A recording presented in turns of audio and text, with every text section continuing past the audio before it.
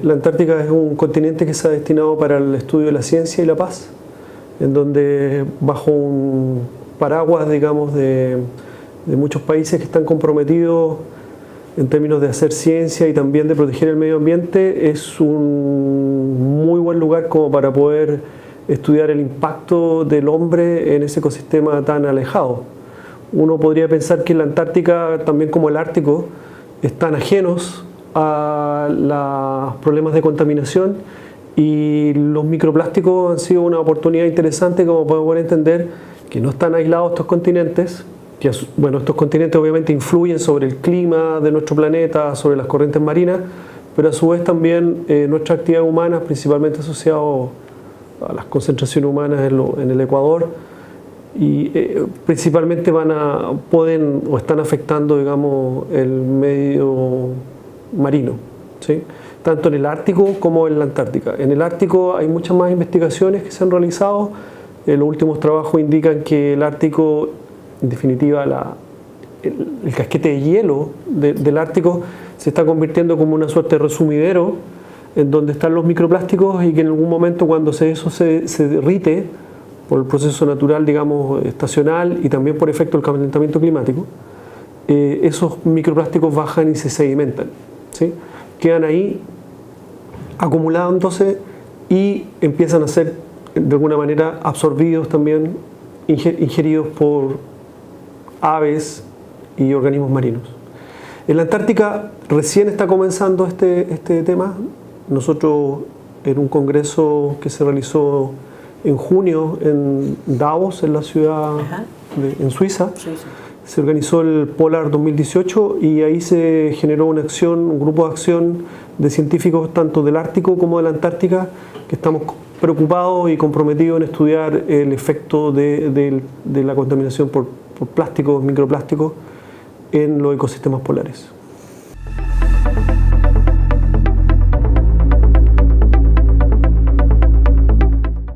Bueno, resulta bien interesante porque los plásticos que se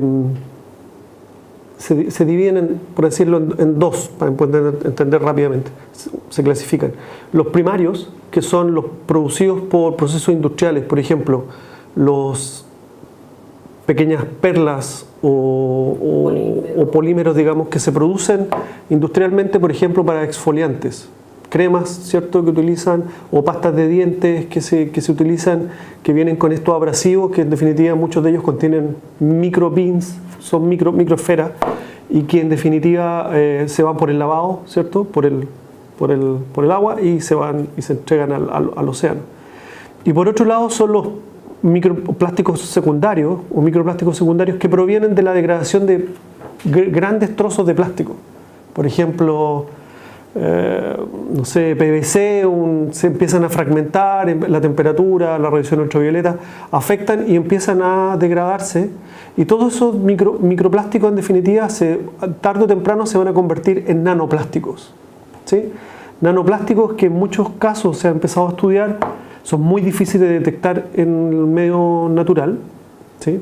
por su tamaño, porque tienen el tamaño de un virus, o sea, no se pueden observar a simple vista. Y un trabajo reciente que concierne, digamos, el tema de Antártica, es que un grupo de investigadores australianos les dio al krill, ¿cierto? Un camarón, ¿cierto?, que se alimentan las ballenas, ¿cierto?, en las poblaciones antárticas de aves y mamíferos marinos. Le dio microplásticos, y ellos encontraron que ese microplástico, el krill lo podía fragmentar y transformarlo en nanoplásticos, ¿sí? O sea, se lo comía, y por las feces, ¿cierto?, podía salir convertido tanto en microplástico como en nanoplástico. Y ese nanoplástico, le digo el tamaño de un virus, pueden ser absorbidos directamente por los organismos. ¿Sí? Entonces, eso conlleva, digamos, a que la contaminación por plástico y la presencia de nanoplásticos sea muy importante de estudiar el efecto que va a tener en los organismos marinos. ¿Sí? Al final de todo este proceso de degradación del plástico, el que se generen nanoplásticos, eso queda biodisponible o se puede ser más fácil de absorber, digamos, para el organismo y obviamente para nosotros. Que lo podríamos tener, digamos, en nuestro plato como parte de nuestra dieta, digamos, asociado a que pudieran estar presentes en peces, moluscos, ¿cierto? Distintos tipos de mariscos.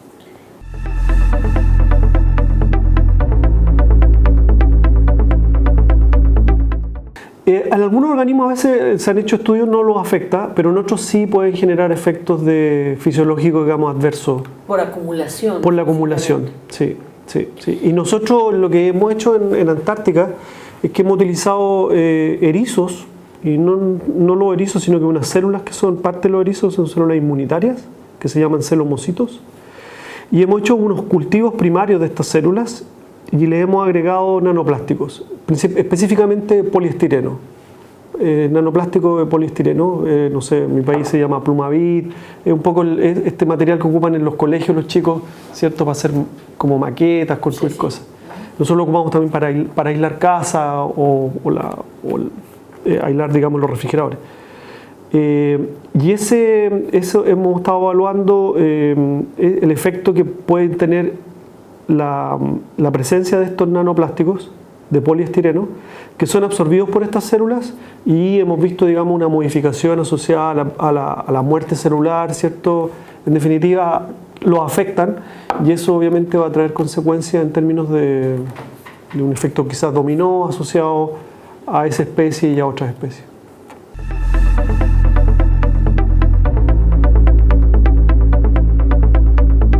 Claro, el krill, en definitiva, si se sigue produciendo una alta concentración de microplástico, pensemos que eso queda disponible para que el krill, mientras está comiendo su alimento, ¿cierto? Son microalgas, también están presentes en el hielo, pueda ir transformando ese microplástico en nanoplástico, que eso es lo interesante y lo preocupante, y eso queda biodisponible para que llegue a otro. El otro a comer. Otro.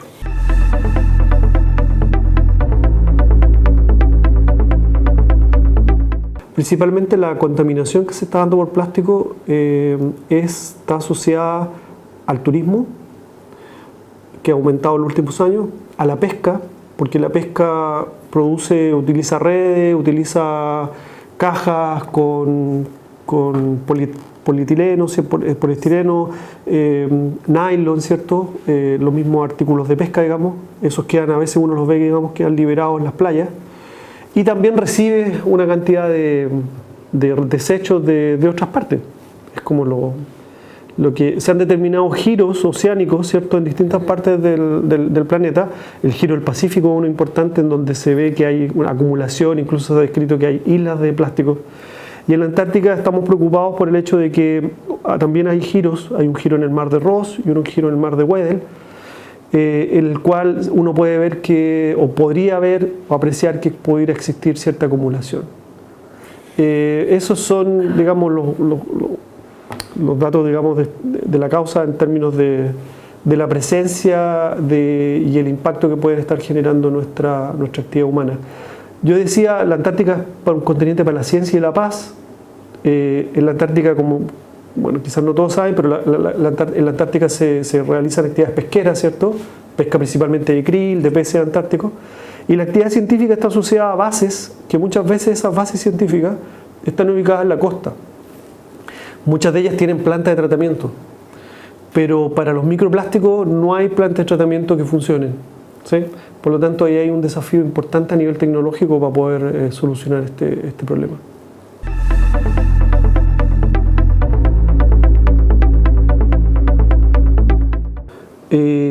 Bueno, en nuestra investigación yo creo que lo importante es que la comunidad internacional ha empezado a organizarse, tanto a nivel internacional, como les decía, en esta red de científicos polares que trabajan en Ártico y en Antártica, porque es sumamente importante poder estandarizar los métodos para poder cuantificar la presencia de microplástico y el efecto de nanoplástico. No hay una, a nivel mundial, se está tratando como de que los métodos se estandaricen, eso es importante. No podemos cada uno aplicar un método y ocupar una unidad para reportar concentraciones, por ejemplo, distintas.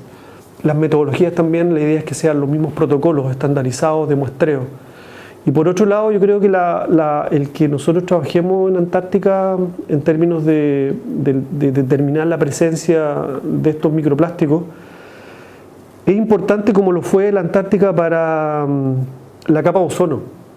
No sé si ustedes recuerdan que hay un agujero en la capa de ozono, ¿cierto?, producido por fuentes de refrigerantes, de gases, de gases invernaderos que destruían la capa de ozono. Eso fue en los años 80 que se descubrió, y eso generaba que ingresara la radiación UV, ¿cierto?, y dañara directamente a las personas, principalmente a las personas que viven en el hemisferio sur. Fue tanta la presión a partir de esa investigación que se tomaron medidas en los años, estamos hablando del 85, puede ser, en Viena, y se cambiaron esos gases fluorocarbonados, ¿cierto?, que estaban en los desodorantes, en los sistemas de refrigeración, por otros que no dañaran la capa de ozono. ¿Sí? Y la capa de ozono ya sabemos que se está recuperando.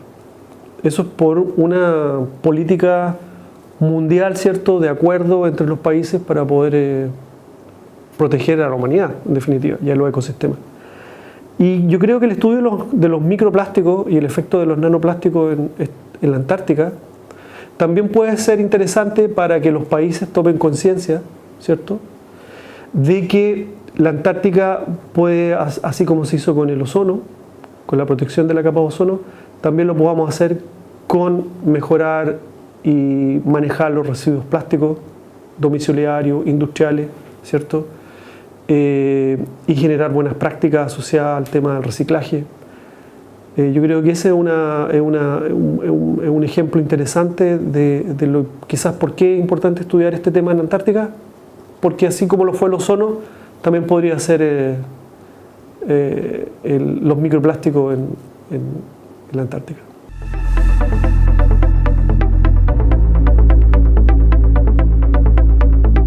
Es un ejemplo, si usted empieza a encontrar microplásticos en los cultivos de ostra, de langosta, de peces, obviamente eso no es muy bueno para el productor. Por supuesto. Y que lo exporta o lo vende al mercado tanto nacional como internacional, en donde su producto obviamente no va a ser bien visto por el consumidor que no quiere comer plástico. Sí. Pero la paradoja de esto es que el consumidor produce también mucho plástico, y en muchos casos nosotros consumimos, lo veo en los empaques de alimentos o en bolsas plásticas, ¿cierto?, que el uso es minutos. Usamos un producto que después muchas veces se va al océano y produce o puede producir en el futuro este problema.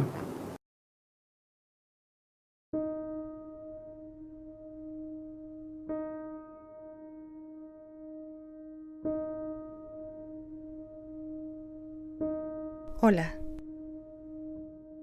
somos una tribu. Venimos de un lugar con un sol frío. Hemos caminado por mucho tiempo. Hemos recorrido largas estaciones.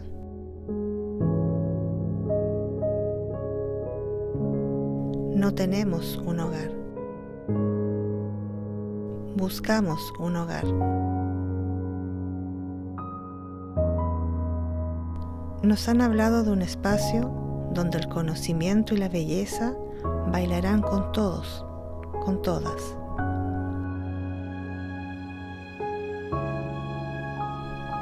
Somos una tribu dispersa.